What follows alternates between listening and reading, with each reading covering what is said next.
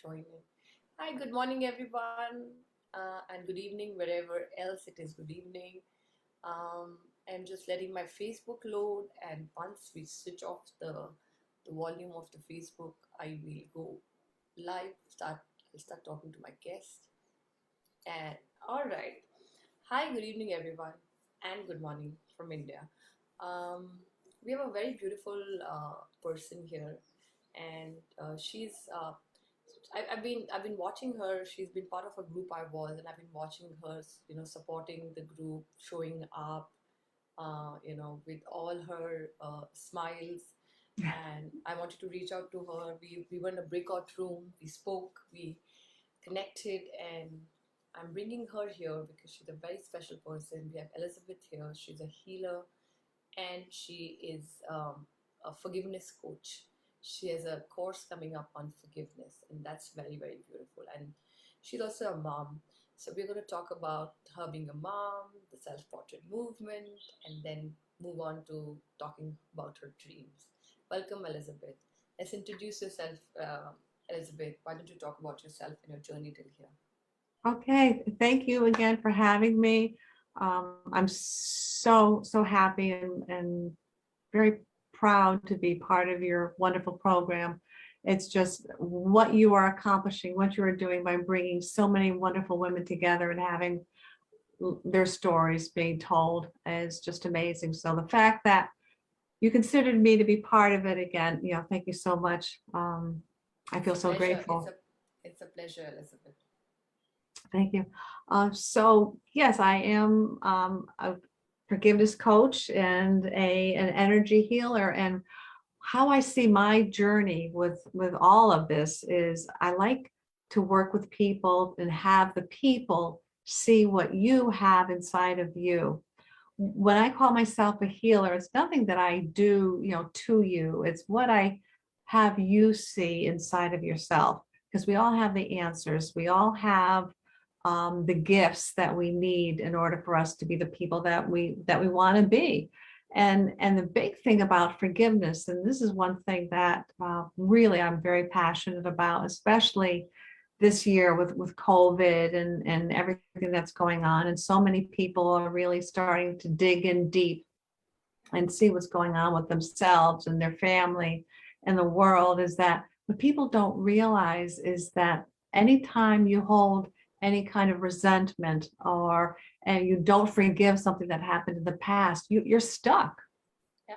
You can't grow. You can't Yeah. even live in the present. You're just stuck right back at that incident or whatever happened to you in the past. And one thing too that I've heard several times, and I know I've heard it from actually Tony Robbins, is that people don't realize that when you forgive someone, you're giving yourself the gift. You're Absolutely. not giving the gift to the other person, Yeah. because your gift is you're breaking that tie, you're breaking that cord that has you held to that person. And again too, again, a Tony Robbins thing is that he says, what if life happens for us, not happen to us? What if life really does happen for us? It And does. that means all those pain, all that hurt, all those things that happened to us in the past, that happened to make you, me, all of us, that wonderful person that we are today. Yeah. That if that didn't happen, Sure. what kind of person would you be today? Right. And by having people see that, I think is a huge gift for them to be able to go on and to again go into the future, live into the present. Yes, and so let's hear about your journey as well, Elizabeth. What's been your journey till here? Okay. Well, it's been a long journey. I have been married before, and unfortunately, it was an abusive marriage, and it did not work. Thankfully, I was able to get myself out of the marriage. And we talk about forgiveness, and it took me a long time, to forgive um, that situation. But once I did, I was able to go on with my life. I was able to see that I have gifts of healing, gifts of working with people, gifts of having people see what's inside of them. So I worked on myself first, and I had these gifts. I worked with them and I had them grow and to really mature. And then I started working with different groups of women who had been in similar situations that I was in as well, and to help them. And then I went on and I said, I really want to be able to write a book. I want to get more to people. And actually, I was a co-author last year in a book. It was called The Art of Unlearning, Volume 4, which became an international bestseller Oh, on congratulations. Amazon. Thank you. Thank you. And in that was a group of wonderful women, all of us telling our story about how we got to where we are today. And I felt so empowered because I was able to reach so many more people. And then as I kept going, I said, no, I want to reach even more people. How can I do this? So I Yeah. want to do a course online. And then while all of this was weaving and going through, then I met my husband that I'm married to. We got married last year. And Congratulations. And thank that's you. beautiful.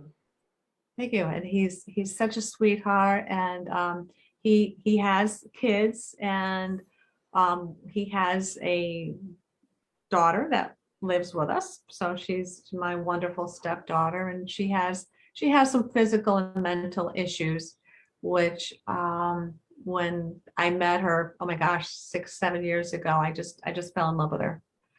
She's just such a sweetheart. She's so innocent, and I just literally, physically, emotionally, and spiritually just wrapped my arms around her. And that was one of the things that my husband now said to me. I have this mentally and physically disabled daughter. And I said, yeah, I know. And I'm coming into this, eyes wide open. And I feel like she's mine. I unfortunately was not able to have my own children. Um, and so That's beautiful. she's priceless. And Yeah, and I'm so sure. I'm sure. I'm sorry. It, I said I'm sure it's because it shows on your face that she's priceless for you. Oh, thank you. Uh, Yeah, and what I love is, about being a stepmom is that, you know I got to choose her. I got to accept her as, as who she is and what she is. And um I had a choice. and absolutely. and my choice was, no, I love her. She's just, like I said, this little innocent person that wouldn't hurt a fly.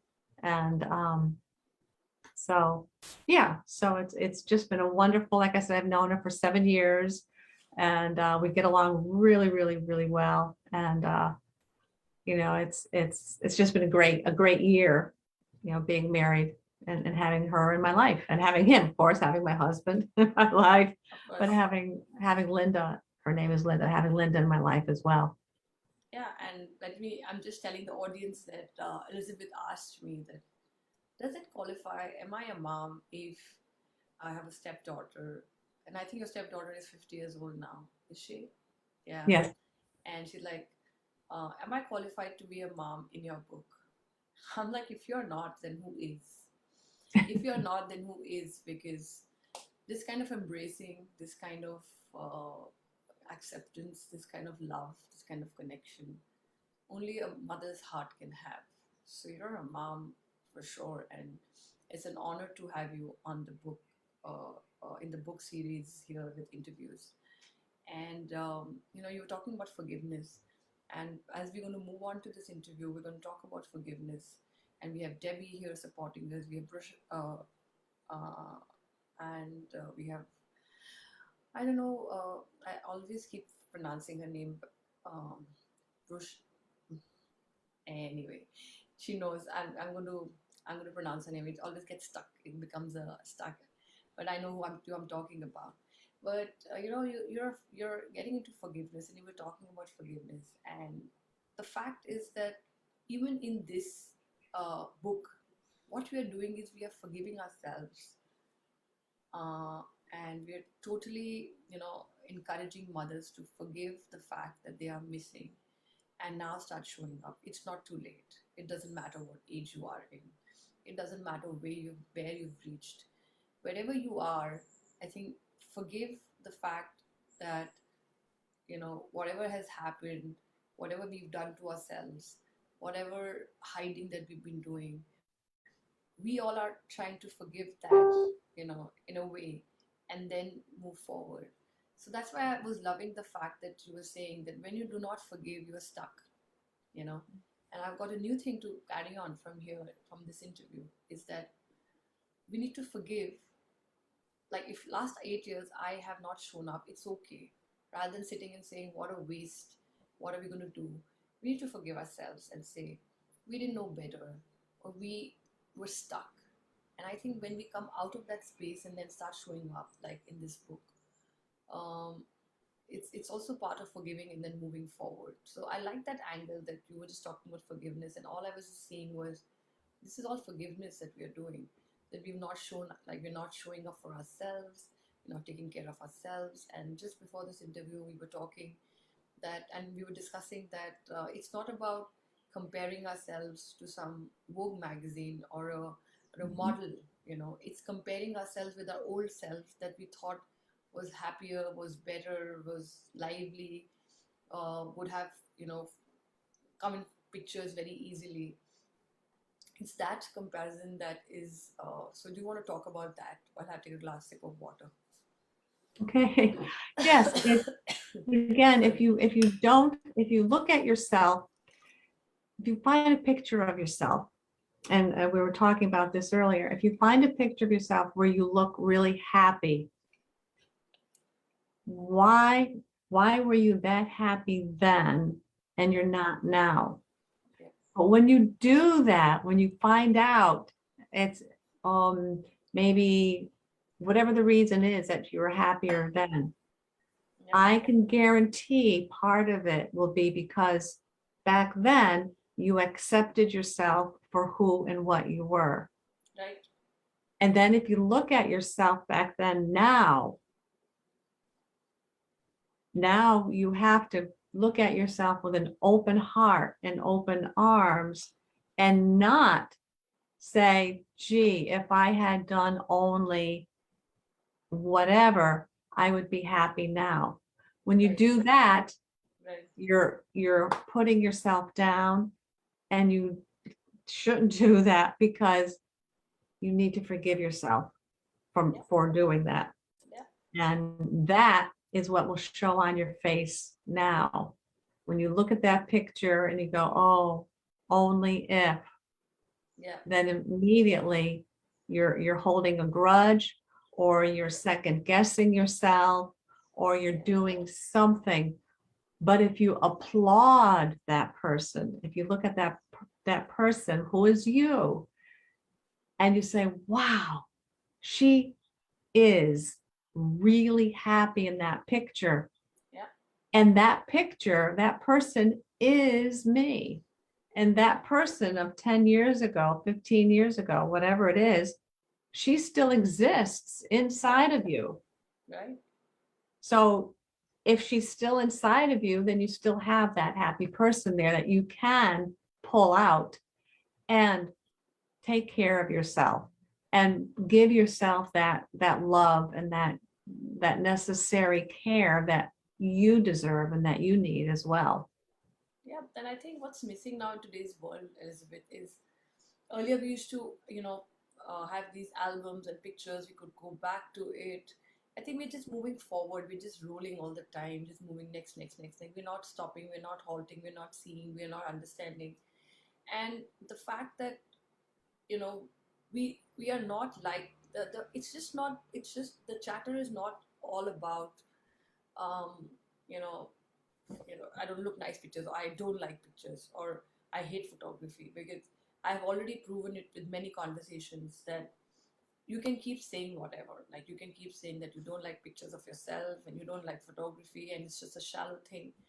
But if I actually gifted you a picture of yourself in which you looked like a queen and a gorgeous woman, there is no way you're going to tear it and put it in the dustbin. You are going to embrace it. You're going to pick it up, put it on the wall, go and show it to the world that look at this, what a, like this is me, and so there, that's all the stuff that we keep telling ourselves. Oh, what's about picture? It's all about moments. But we love seeing ourselves. Pictures do show us. We love seeing ourselves beautifully. It's just that we stop seeing that, and then we keep seeing that person appear again and again and again and again in the picture, and we just say, "Nah, she's not nice. She's not good. It's not okay. It's not fine." And then that person keeps bothering us, and then we come up with these, which I keep calling resistance and chatters, saying, I don't like pictures. It's about living the moment. It's about doing, we come up with so many excuses and we slowly just move away from the camera and keep missing. And that's what we're trying to figure out here. That what if you actually take your worst picture and look at her and figure out few things? And few things also mean figure out, is this bad person here that we are criticizing so much, could it be a bad angle? That's it? Mhm. Or could it be just a bad light? Or could it be just that we're not taking care of ourselves? Or could it be just, the camera quality is horrible that it's catching up all the pixels and grains and it's making our skin look bad? There's so many factors that before you label yourself that I'm not good looking, I'm not photogenic, I'm not nice, I don't look great, before putting so many labels, like just stop and see why that picture is not nice. If the reason Mhm. it's this bad angle and photograph, fine, just accept it and move forward and say, next time there'll be a better angle and there'll be a better picture and I'll make sure that I don't take it from this angle. If it's you, then make sure that you wake up and start saying, I need to start going for a walk, I need to start taking care of my health, I need to start loving myself, I need to start showing up, I need to start blooming, I need to start lighting up. So if you do that, I can guarantee that no makeup needed, no nothing needed. You will be shining no matter what position you are, and you'll start loving yourself because you'll start seeing that love that is totally missing for ourselves, and that's what shows. And our whole whole action of rejecting our pictures and criticizing our pictures is just a proof that we are just hating and we are being too lazy to try and fix sometimes with what we see. And I know that situations are tough where people go through a lot and they just don't have the time. But photography is a beautiful way to show the time to rise, time to wake up. What Mhm. way you're going is not the right way, and you have the right to deserve and shine. And the day you can start shining in your pictures and you started complimenting on your own pictures, I think is the day you've achieved a lot of self confidence, self love, and a lot of life back. So that's what I feel. As healer, you've been working with people. What do you feel? What's the pulse with mothers? You must have worked with a lot of mothers. What is the pulse with mothers? Then why do mothers specifically go through this? You the mother's chatter is totally different and it's very common throughout. So have you come across in your healing processes a chatter of a mother? As a mother, when I work with mothers and I see what they're going through, I see a lot of mothers that just give of themselves. They put themselves last. They don't take care of themselves because they feel that it's selfish for them to do that, and that they need to work with their kids, or with their whole family. And what I see is that they neglect themselves at the sake of taking care of their family. And so when I bring that up to them, when I show them that you have to heal yourself first. If you keep putting yourself last, if you keep putting yourself at the end of the line, then when something happens, you're not going to have any energy. You're not going to have anything left because you've given it all out.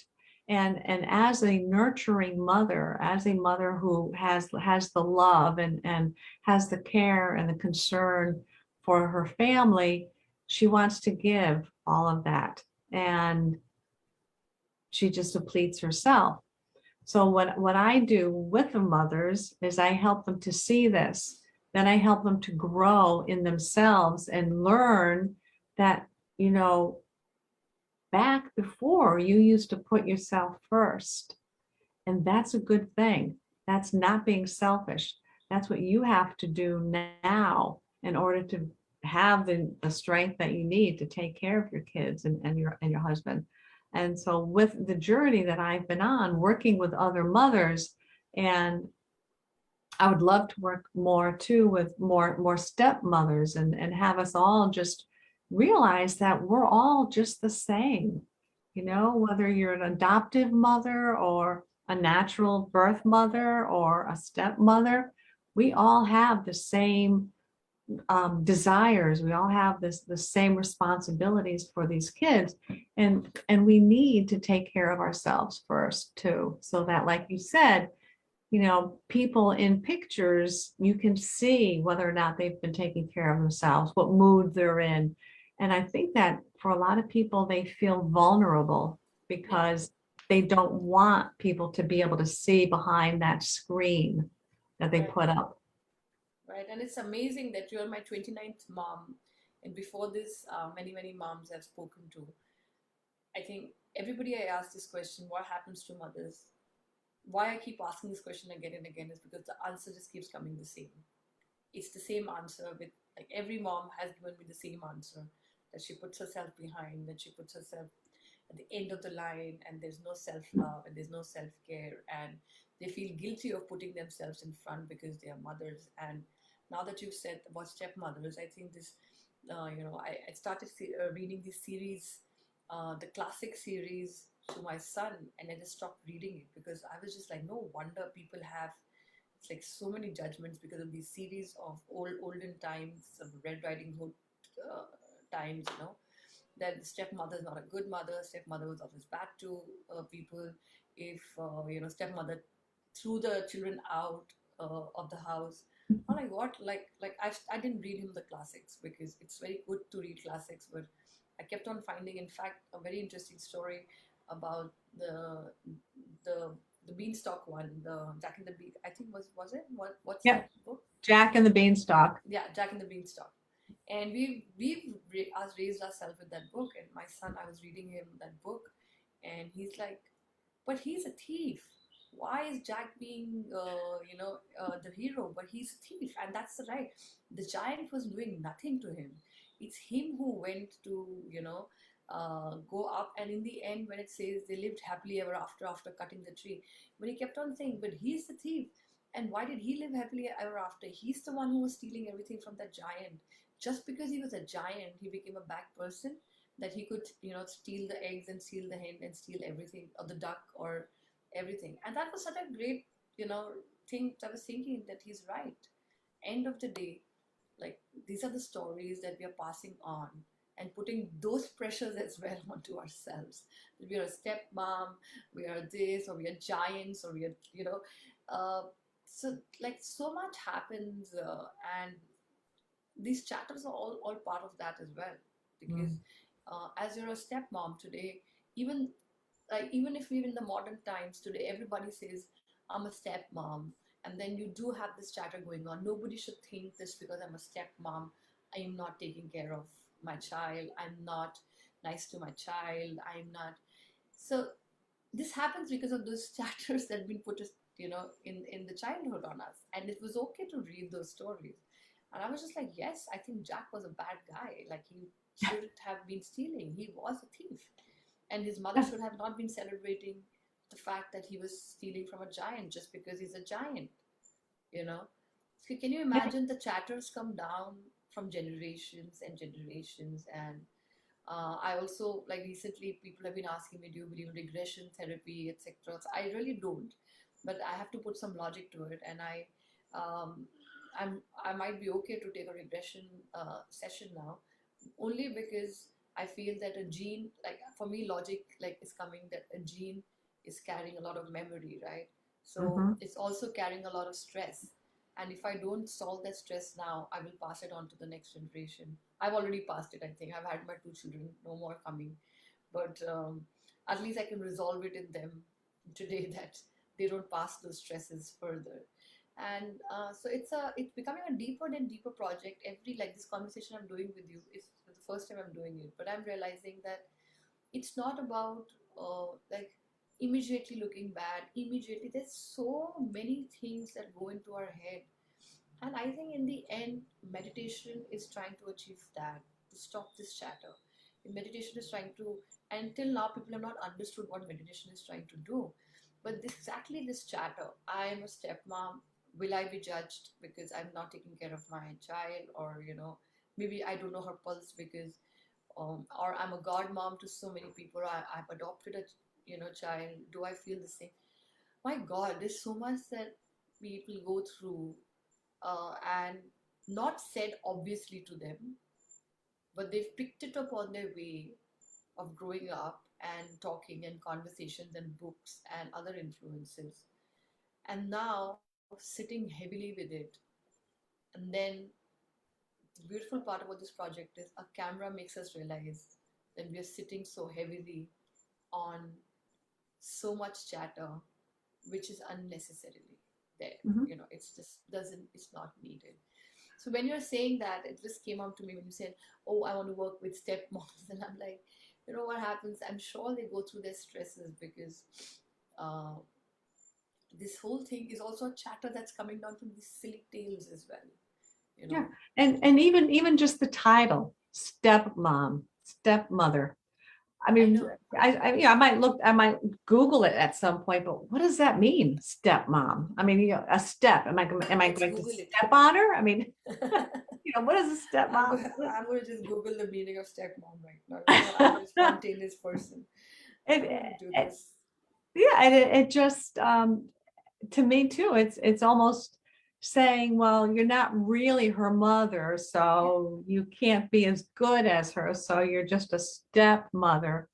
And I don't like that title, but in this instance, because honestly, our ages are so close. If I said I'm her mother, people might look at me like, what were you, 5 years old when you had her? Yeah. I mean, it's just, And but I do say that I'm her mother. yeah, and it says the woman who is married to someone's father but who is not their real mother. So they've said the real mother. So this is an interesting addition to our book, and this needs to also go out to you as a message that you know mother is a very very very very broad and a big term, and we should not put ourselves down constantly um, with these judgments and these chatters and these things. I think something to realize today that, and I realize it in this conversation that my God, this chatter stuff is not only since you become a mother, it comes down to so many things, and that's a realization, Elizabeth. So thank you for this interview. We You're must, welcome. we must, we must stop this whole thing about you know making, actually, maybe I should do a book someday on the stepmoms and get the stories out of stepmothers who have adopted kids whose real mothers have left them and gone. Yeah, that would be awesome. Yeah, That'd be awesome. that But would be I want another to say thing. too, like, and what happens too is you're talking about, generational, and yeah, and there is something that's called cellular memory. And so we pick up on things that our parents, grandparents, generations, and it's passed on from generation to the next generation through ourselves, because we are part of each one of those generations. We have some of those people part of us. And like you said, through meditation, or, through hypnosis, which is something else that I work with, Yeah, I'm able to help these people in hypnosis see what this is that they're carrying with them that they don't want anymore, that they want to cut the cords, that they want to acknowledge it and say, no, I don't want to carry this with me anymore, and and let it go. Yeah, and that's very important work. And yeah, and I'm glad this book is coming up and shaping up. I have almost 71 more mothers to go for. I don't know what all will I learn, but I just know that totally, I totally feel very, very healed and very blessed that I'm getting to speak to this part of mothers that is so important. And I feel that I've been like I'm actually blessed to be chosen to bring this out, because I think if this particular part is solved and mothers start dropping this, we will not pass it on, and we will live one life that's given to us in the most beautiful way, in connection, in appreciation, in living, in creating. And then our children will look at it, and hopefully the world should start going backwards again, Hmm. rather than moving in the direction we are moving with so much stress. And maybe again, only a mother is needed or a parent is needed to heal your child, and not that parents keep saying that, like I say it, oh my god, how do I deal with this and how do I deal, because we feel not so equipped, because we don't have the space, Yeah. and that space will be created with this chatter going down, with loving ourselves, with bringing light back. How is it possible that we can't solve a situation with our child? And a pediatrician told me once that the day you become a mother, you actually, he was amazing. He's three generations of pediatrics, and he said, the day you become a mother, an encyclopedia is downloaded onto you of exactly what to do in life.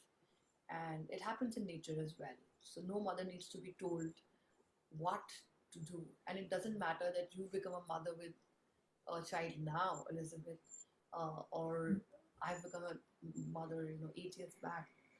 But the day you become a mother, you exactly know, when you embrace motherhood, you exactly know what to do, and you've seen it in nature. And no books are needed, no interviews are needed to tell them what to do. They just know what to do, where to save, how to keep them away, how to raise them confidently, how to release them. So I think if this mother work is solved, I think a lot of things will be solved in this world, and solutions will come from mothers again, and not being relied on whatever solution we're trying to give to so many Yeah. problems. So, what's your Yeah. dream, Elizabeth? What's your dream? Let's go on to Oh, your dream before we wrap up the interview. oh, honestly, my dream is to be able to reach again as many people as I can, and have them be able to walk their walk and talk their talk and walk their talk, and not feel, I was like, if I said that all right, and not feel hindered or hampered in any way, so that people feel that they can be who they are. And I want to be able to have people bring that out in them. And I mean, like, my vision really is I see all these people, men, women, children, just living happy, fulfilled lives because they've accepted themselves as who they are, and they're not putting up any facades, or they're not trying to be who other people think they should be. And Yeah. that's my dream, is to be able to start that, and to keep it rolling, so that, like you're saying, basically we're going back in time, not forward in time, and to Yeah. have the same ethics and morals that we had, and acceptance of everybody, and Yeah. um And it's peace and love. instincts. We are meant to have the instincts to know what to do, and we are meant to have instincts to save ourselves as well, and to protect ourselves, and to live life fully. So if we go back to those instincts, it would be gorgeous. And uh, as usual, our interview, I always tell this, that I will take my pillar's name every time in the interview. The reason I'm going to do that is because their support has been very, very cherished by me, and um, they like I'm letting people know that these pillars. It's not that there's some money coming to them, or they're sitting here trying to do, something because they're going to gain something. They are here to support this movement, not me in particular, because they feel the pulse, and that's why I always want to thank them. So I want to thank Debbie, I want to thank Francis, I want to thank Kirtana, Kavita, and who am I forgetting? There are five of us, and Melanie, as the pillars for this movement. They are doing everything that they can to help mothers to bring this, because I can't do it alone. I possibly can't be speaking to 100 moms. So they are going to be having in groups, taking these moms to a point where I can get their pictures, we can lay the pictures down, and we can have the book out. And I would love to put, is your book available on Amazon, Elizabeth? I'm sorry. Is your book available on I, Amazon? yes, Yeah. my So the book. So send me the The, link. I will put it on your interview, and maybe we can read that book as well. okay, I would Um, love to. yeah. Thank you Yeah. so much for coming here, Elizabeth. You're just a Oh, beautiful soul, and I hope this book adds more to your life, like it will to many moms in this book, and the ones who are going to hold this book once this book is out.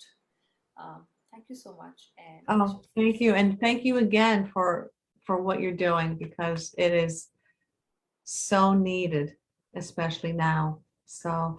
thank you for listening to your call and completing this journey. Thank you, Elizabeth. Don't go Thank off. I'm going to go live. Debbie's been here supporting us. Um, Yes, there's so many comments you can go back and read, and I'm sure other ones are going to come as well. And just letting people know who will see it, even Elizabeth, you just go and activate seeing my lives. So every time I go live, you will see a pop up coming up. Somebody recently told me that you have to activate the light for me. If you need any help, I can send you a design she's made for it, because I think we need more and more support for all the mothers to come up so that this movement can reach its peak, at least the 100 moms who are together. I don't know about more moms coming in, but these 100 can support each other in interviews, because it's beautiful to see those, go back, see these interviews, and support these mothers and make them feel already uplifted, even if the book you. is not out yet. So, thank you so much, everyone. I'm going to go off live stream. Bye, Debbie.